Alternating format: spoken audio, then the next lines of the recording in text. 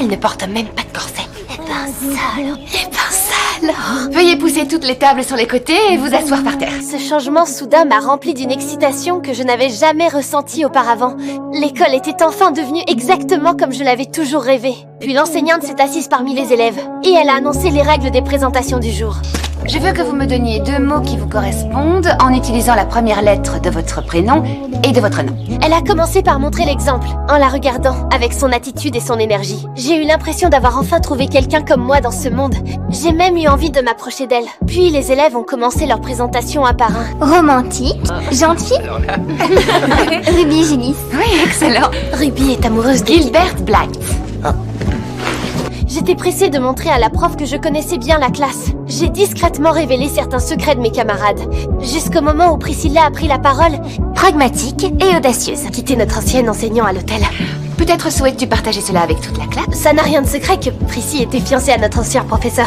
Elle a eu raison de fuir d'ailleurs. Je serais ravie de vous renseigner sur tous les habitants d'Avonlea. J'ai moi-même été étrangère à une époque, alors je sais que c'est Inutile de me rapporter des ragots, merci. Je ne cautionne pas ce genre d'attitude. Ces mots m'ont frappé comme un coup de marteau en plein visage. Au moment de ma propre présentation, moi qui parle d'habitude très facilement, je me suis mis à bégayer. Anne...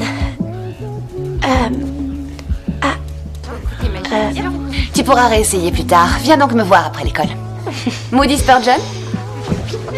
Après le cours, l'enseignante m'a regardé droit dans les yeux et elle m'a fait une leçon sérieuse. C'est Anne, c'est ça? Avec un E. J'ai réfléchi à tellement d'adjectifs pour me qualifier depuis ce matin. Je voulais te parler de toutes ces histoires que tu racontes en dehors de l'école. Mais nous sommes à l'école et mon seul but était de vous venir en aide. Mais je vois que nous devrions discuter du respect de la vie privée également. Elle a aussi insisté sur le fait que les rédactions devaient refléter une attitude sincère et réelle.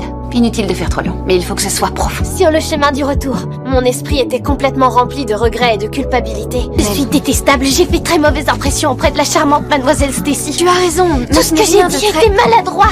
Là aussi, tu as raison. Arrête un peu d'être d'accord avec moi, Diana. Tu vas tout arranger, Anne.